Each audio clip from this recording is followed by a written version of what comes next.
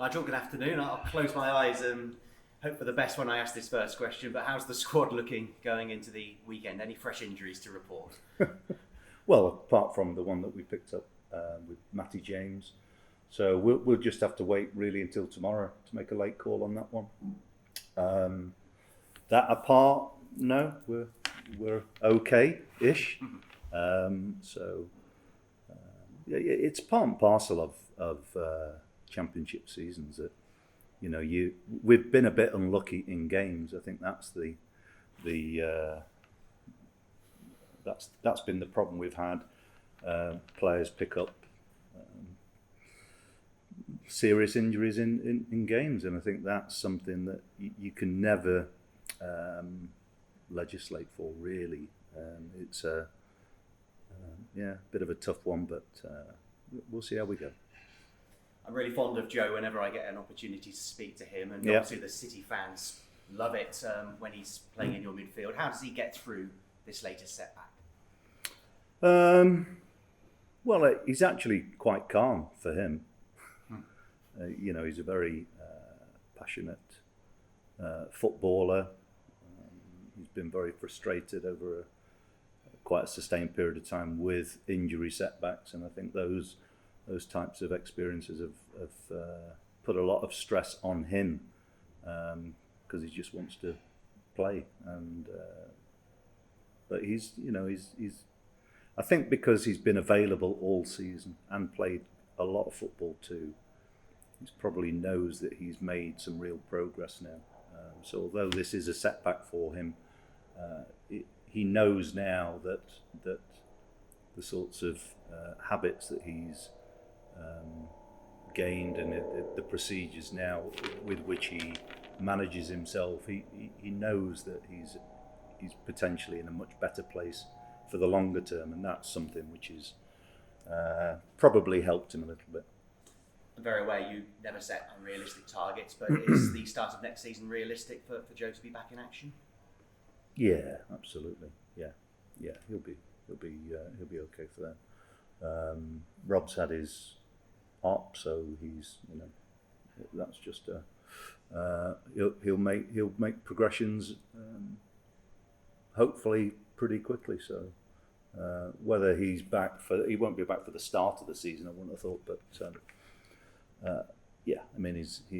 he's in a good place, and he seems quite cheerful himself. So big part of how you recover, I'm afraid.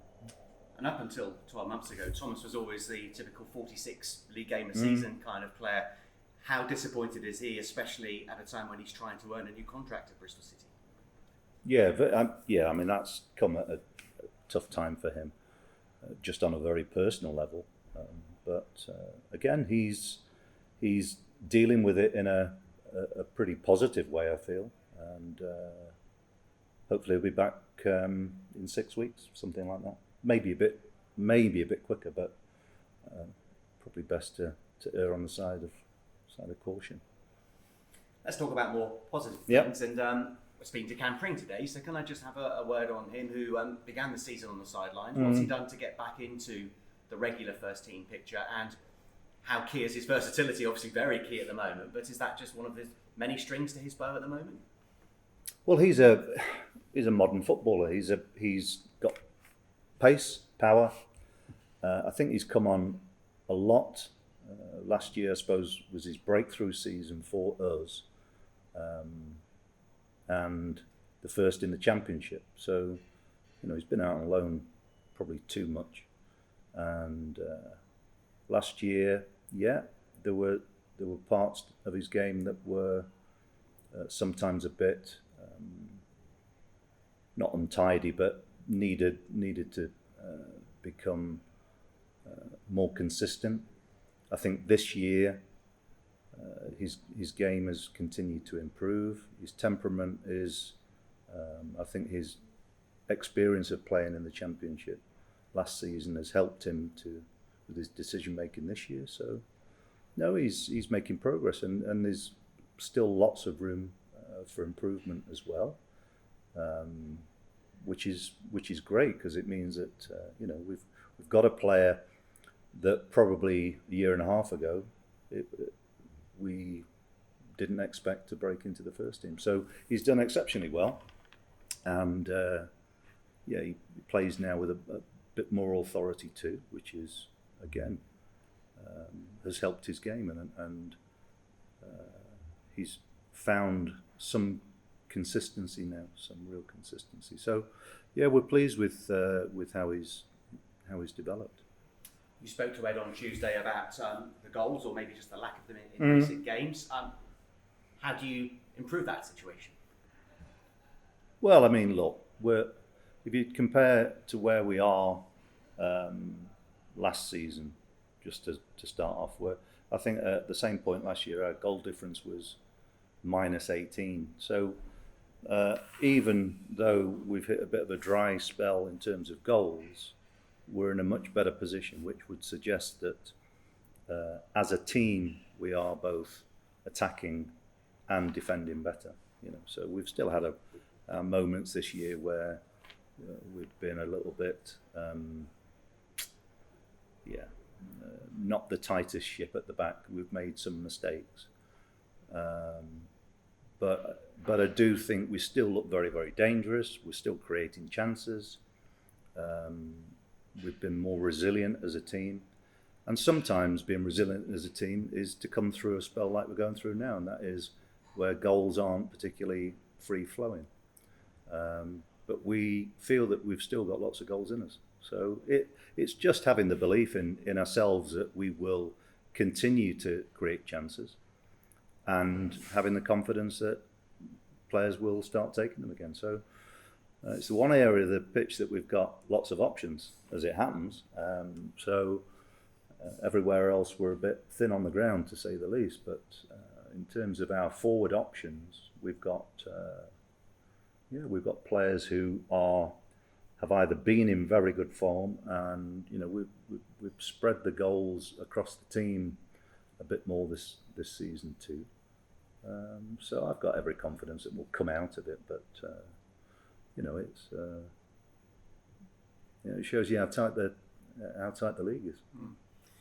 And Blackpool don't concede many goals, do they? No. Mick McCarthy, a 0-0 draw with Burnley. What kind of challenge is against a team? I think they've only won once since October. Maybe the expectation from the supporters might be to win the match, but I imagine a Mick McCarthy side will make it a very difficult challenge for you on Saturday lunchtime. Well, look, we've spent the first 5 minutes of the interview talking about our shortage of players and injury situations. So I think managing people's expectations of what to expect for any championship game is something worth pointing out. That there are no easy games, and they're fighting for their lives.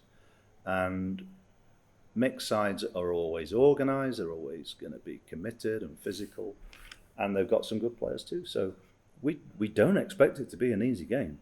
Far from it. I think it will be I think they will be relatively direct against us. I think it will be like most games that you play against Blackpool. I think that it's always going to be a challenge. They're a decent side, and the position that they find themselves in this season is one that surprises me really. Look, we always have to be at our best anyway. And one of the things that a challenge for us is always to try and be, for us, is hit the types of performance levels that we know that we're capable of. And certainly when you're missing players, that becomes a bigger challenge, but it's one that I know the players are really looking forward to it. I think there's a positivity about even around the club, even with players missing. I think there's still a positive feel. So I like it when players look forward to games, just because it's we've got players who are looking for a goal, and they're all eager to get on the pitch and play. So I'm afraid I can't keep everybody happy, but I do like to have that internal drive to go on and achieve things. So, and we'll need that every time that we play, because, like I say, this game will be a tough one. Just finally, have you enjoyed battles with Mick McCarthy as a player and as a manager? I don't remember too many as a player, but because it's a long time ago. But yeah, I mean, Mick and I have come across each other on many occasions, and he's somebody I've got an awful lot of respect for. Oh well, thank you. Okay, cheers, thanks. You talk about Mick, you may raise a wry smile. He called you possession-based team this week. Yeah. But the likely it is, as has been the case with Huddersfield and Cardiff before, Yeah. you're probably going to have more of the ball than they're going to have the ball. You allude to them being direct. Is that still a bit of a challenge for this team, having domination of possession and converting that into the volume of goals that you would like for them to produce? Yes, yeah, it still is a challenge for us. But as I've already pointed out, we've created some good chances in the game. So it's not, a lot of our goals have been counter-attacking goals. And we don't really score goals from outside the box. We're a team that creates, if you like, close chances. And so yeah, it creates one or two challenges for us, but I do think we're getting better. I thought we passed the ball really well against Huddersfield, much better tempo, and created some good opportunities. Just about taking them, simple as that, really.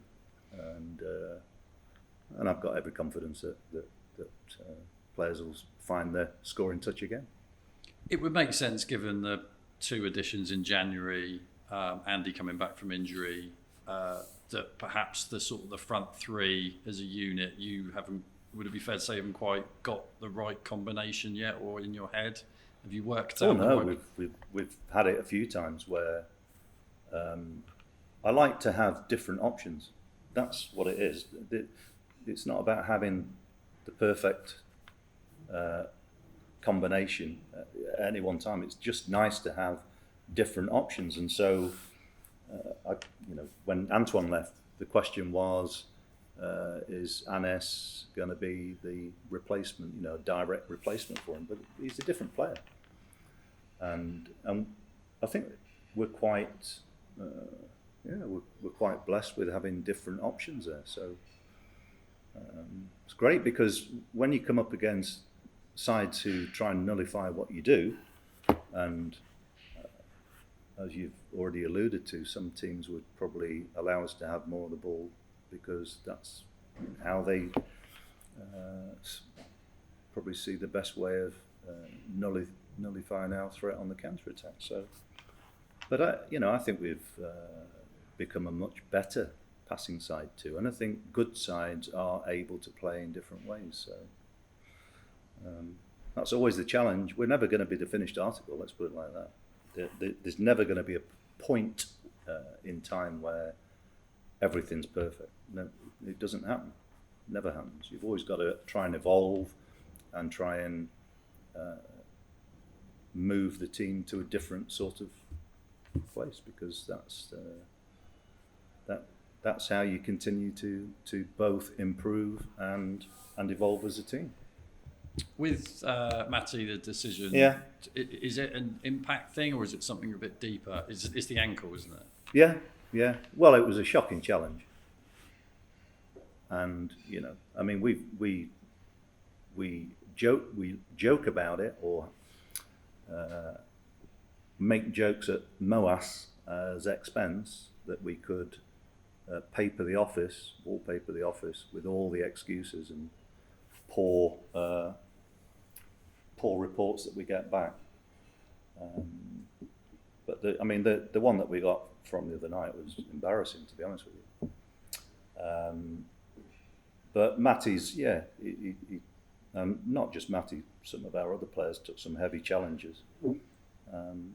But it's a twist as well, so impact and twist. So it's, we'll have to see. Sorry, that's the report that you file about with the officials before? No, it's a reply that we get back. Okay, so you've contacted, is this the PGMOL, and then they... There's a report, observations going after every game. That's the protocol. And they've subsequently come back to you with an explanation of why the decisions didn't go.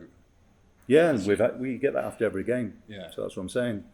we could wallpaper the office with the Right. excuses about not getting penalties or that they're right or yeah. And appreciate, obviously, we'll have to wait and see, and you're not going to tell me the team and whatnot, but obviously you can figure out the midfield combination without Matty would be one of either potentially Andy coming into the more advanced play, or even maybe a debut for Omar Taylor-Clark. Is Omar in a position where he could play from the start of the game? It's a really interesting way of you trying to get an answer out of me that you know that you're not going to get. But the simple answer about Omar is he's been in the squad now for a while, and yeah, he will get his opportunity at some point because we feel he's very, very close to to being able to perform at this level. So yeah. And along with that, we've mentioned before about Andy's time out, and he came back. And obviously, the system slightly changed, and you've lent towards perhaps the right-sided role being best for him. But could he come back to the 10? I know he played that at Cardiff when Joe's injury. Is that something he can still sort of function in within this system? Yeah, because he's a versatile player. I've spoken to him today, and he's fully aware that he's the type of player that can play in many positions for us, and sometimes that works against individuals. That's a problem sometimes that players have to deal with, and I don't like to take those types of players for granted. So we've already talked about Cam Pring moving across to centre back from the left back spot, and he's played left side centre back in a 3, and it's good to have some versatility, but I think all players benefit from playing in a role which both suits them and they enjoy. So Andy's no different to anybody else in that regard. But again, you just have to wait and see. I'm not going to ask you, because I think I know the answer, regarding to January and the decisions with Tim released, how Noah loaned, Chris released, and kind of the Riley. So what is the question? Well, so obviously those players could be options in this scenario whereby... No, they wouldn't. But is the fact those decisions had to be made without you having the luxury of keeping those players, does that sort of further emphasise the very tight financial boundaries? Let me clarify what happened. It's my decision. I want them out.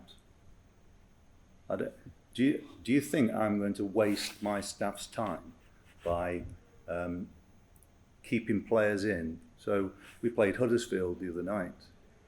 I remember the last game of the season against Huddersfield with Hamno Masengo waving goodbye to everybody.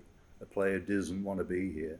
Do you think I'm going to waste my staff's time by making them look after a player just on the off chance that we might have a few injuries? Not a chance.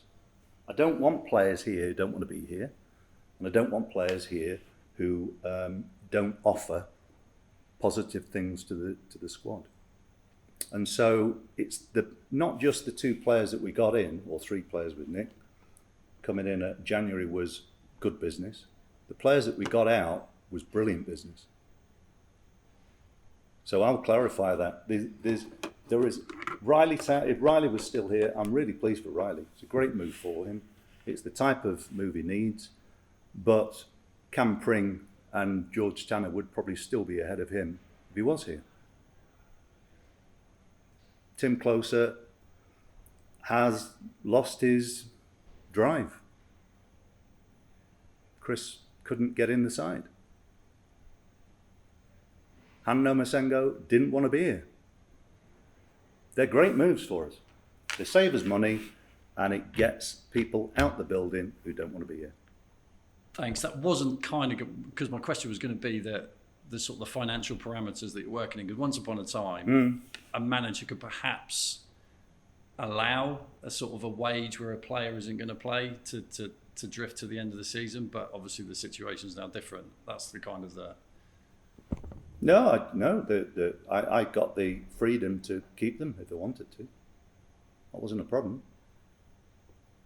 But I didn't want to keep them because it wastes my staff's time. And I don't want senior players training with the youngsters either, because none of them were disruptive at all.